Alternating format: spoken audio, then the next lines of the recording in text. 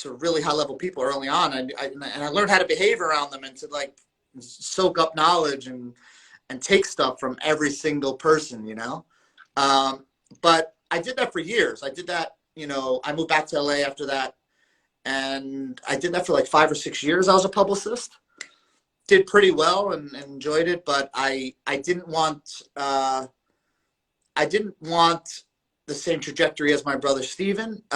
He was amazing at it. He's mastered it, but he was really good at it. I didn't feel like I was great at it. I felt like I was good at it, and I wanted to find something I was great at, and I couldn't do that. And you know, I tried everything, man. I was, you know, I think you know this. I was a DJ for many years. I was a failed actor. I was a writer. I wrote for magazines, and then I got the thing that changed my life, because I was at a really rough point in my life in my late 20s, 27 or 28, where I had no idea what the hell I was doing. I had no 5-year plan. Shout out to Toby if he's there, because that's his expression.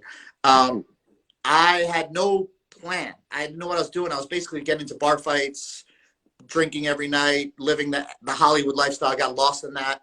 How many bar fights do you think you've had in your life? What's that? How many bar fights do you think you had in your life? Ooh. 30, 40. Oh my God.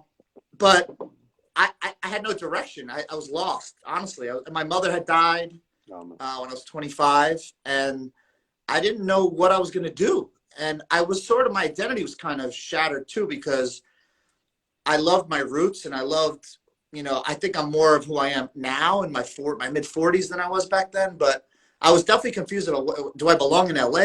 You know, these people are a little different. They don't really understand me. And then the people in New York stopped understanding me. They were like, is that guy in LA weirdo? Is he pretentious? Is he, you know, a narcissist? And none of that was true. I was just trying to figure it out. But I started writing and doing CD reviews. I remember I did a Public Enemy piece, and my friend Beth Altschul, who was an editor at GQ at the time, she ran the entertainment division in New York, called me and said that they're looking for a West Coast editor. And I was like, that is like a dream job for me. And I have zero experience except for being a publicist and a little bit of a writer, but I'm not like a great writer. But I definitely, the thing I'm great at is relationships. And I've felt like I can network really well, but do it genuinely, not insincerely, you know? And I started working for GQ. I got this job. It was like a $50,000 a year job. Jim Nelson, was the editor-in-chief for many years and made that magazine into a beautiful piece of art, where he won the Pulitzer his last year he was there.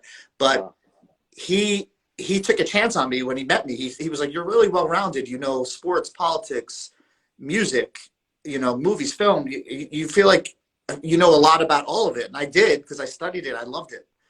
And he took a chance on me. I got the job. A year later, I was on staff. I got my insurance and benefits. And I did that for 8 years. And that changed my life and saved my life, because I didn't know what I was doing before that. You know, I think I had over $50,000 of credit card debt for a blue-collar kid from Yonkers in the Bronx. Like, that's a lot of money. And I was scared. I was like, how am I going to pay this? Because I had, you know, wealthy family members, but it wasn't like they were financing my life. They didn't give me money, and I never asked for it. To this day, I've never asked for a loan from anyone in my family. But the credit card debt, I was paying rent with my credit card, getting cash advances. And then the GQ job wasn't really lucrative, but it was lucrative upstairs and in the heart. And it gave me so much hope that I actually can figure it out. Actually, above my shoulder, there's two of the covers that I'm most proud of, which is Gandolfini and Clint Eastwood. Wow. But that job opened up everything for me. And, you know, I got approached by several management companies during the years I was at GQ. And then I actually approached 360, the company I'm at now, where I'm a partner.